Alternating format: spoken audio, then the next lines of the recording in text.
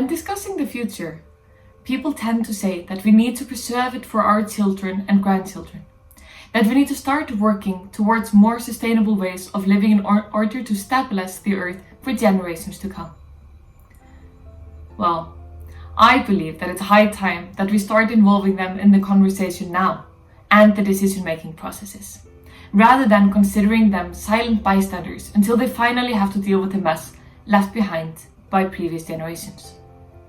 It's imperative that we acknowledge the power that young people hold. This year has been a year of trial worldwide, with today's youth facing one of the biggest unemployment crises in our time following the ongoing pandemic. According to the Secretary General's report on Youth, Peace and Security, presented to the Security Council of the United Nations earlier this year, young people face significant challenges stemming from globalization, violence, demographic shifts, inequalities, new technologies, forced displacement, shrinking civic space, changing labor markets, and, on top of all of that, climate change. Meanwhile, since the adoption of the Paris Agreement, young people have emerged as a powerful force calling for transformative change on climate action and received global public support.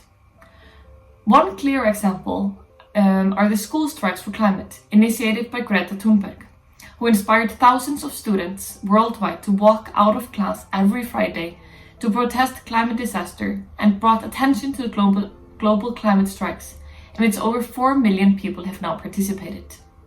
Indisputably, Greta is an exemplary leader, but young people from the global south have also been tackling the climate crisis for years and way before the Paris Agreement. And it's time that we acknowledge that and the struggles that they have been facing for years and decades. In response to the most recent action on climate change, the UN Secretary General's Climate Action Summit in 2019 did recognize the importance of youth involvement and leadership in supporting the global transition to zero emissions. Moreover, the UN strategy on youth 2030, calls for expanded and systemic youth engagement in all arenas. This is extremely important and must not be ignored by states, international organizations, and other actors.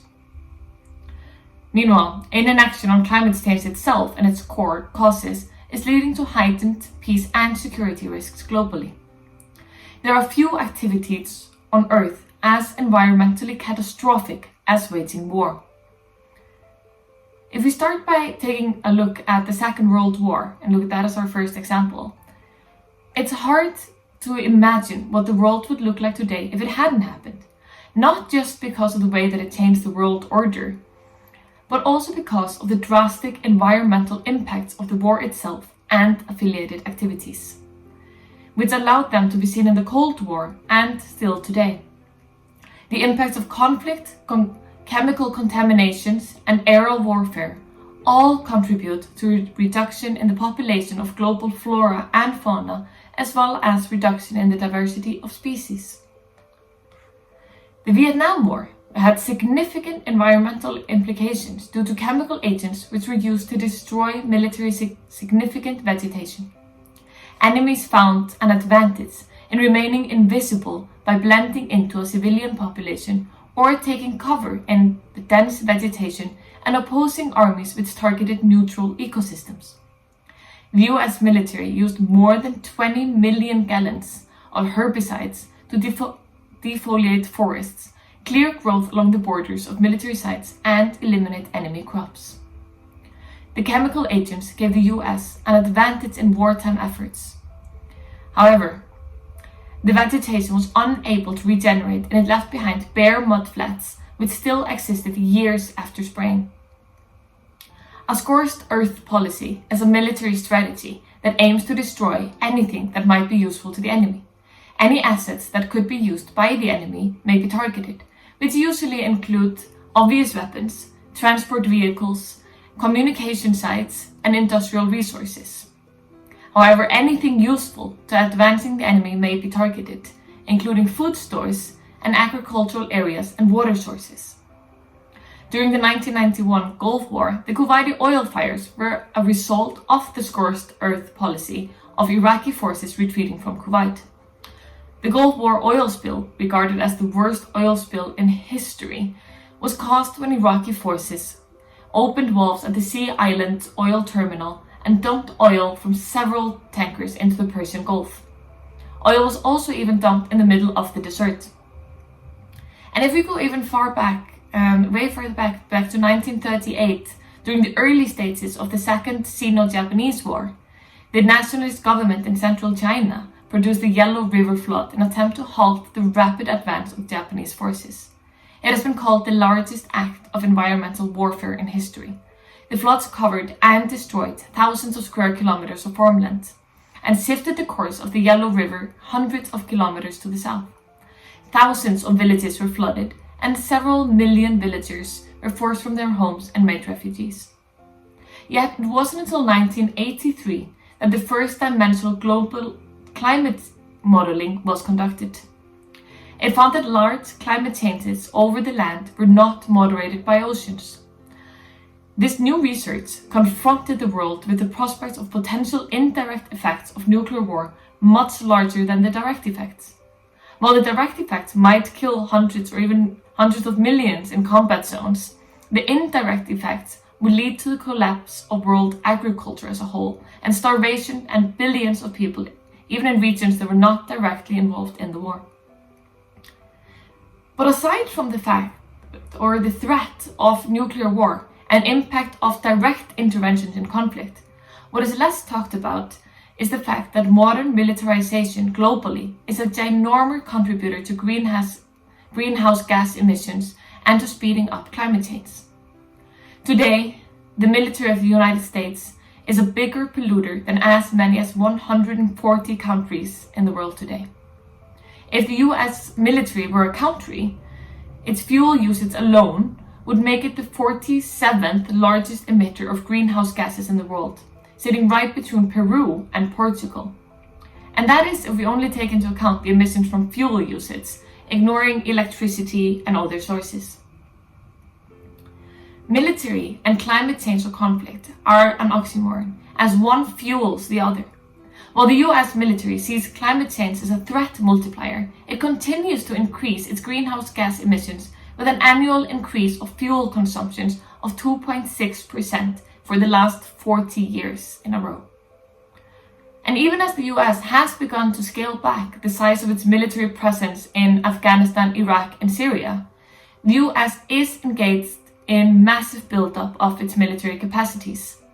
Their military budget is larger than it has ever been since the end of the Cold War, even as the United States has reduced its footprint in Afghanistan and Syria in 2019 by withdrawals. The US military emitted 1.2 billion metric tons of greenhouse gases from the beginning of the war on terrorism with the US invasion of Afghanistan up until 2017. More than 400 million metric tons of greenhouse gases are directly due to war-related fuel consumption, where the largest portion of the Pentagon fuel consumption is for military jets. And using the potential of climate change-induced conflict to argue for a swifter adoption of renewables to conduct warfare is fundamentally contradictory and self-defeating. The logistics, and bureaucratic structures embedded in the overarching modalities of the US war apparatus, or any large military for that is, are inextricably tethered to hydrocarbons. The only way to combat this process is to shut it down. This year, we have seen increased awareness raising over military spendings. The COVID-19 pandemic has exposed that governments all over the world have failed to sufficiently invest not just in climate change prevention, but also in public health infrastructure to face such a crisis. Extensive research into military spending has proven that higher military spending negatively impacts health expenditures, and therefore is an important risk factor for population health and individual well-being. As the disease causes death, poverty, violence, and confrontation, it has become clear that states and corporations must harness their capability to divert military modernization, procurement, and operational budgets as a necessary complement towards delaying containment and eradication of the COVID-19 coronavirus, and subsequently towards climate change prevention. We at Scrap Weapons, a youth-led organization where I'm currently the operations manager, propose that states and corporations, individually and in cooperation, implement a moratoria on weapons production, trade and supply. As you can see, while halting weapons production and overall militarization is extremely important when accounting for human lives, there are also important factors in fighting for climate change, where young people are at the heart of the discussion. The Declaration for the Commemoration of the 75th Anniversary of the UN recognizes that youth is the missing piece between development and peace.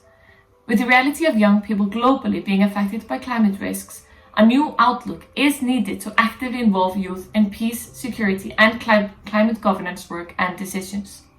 It's time that we build a strategy for situating youth as a bridge between those discussions. If we truly want to prevent or slow down global warming, it's time that we take a close look at global military expenditures and start including young people in the conversations. And most importantly, include young people in the decision making on all levels, including those relating to peace and security matters. Thank you.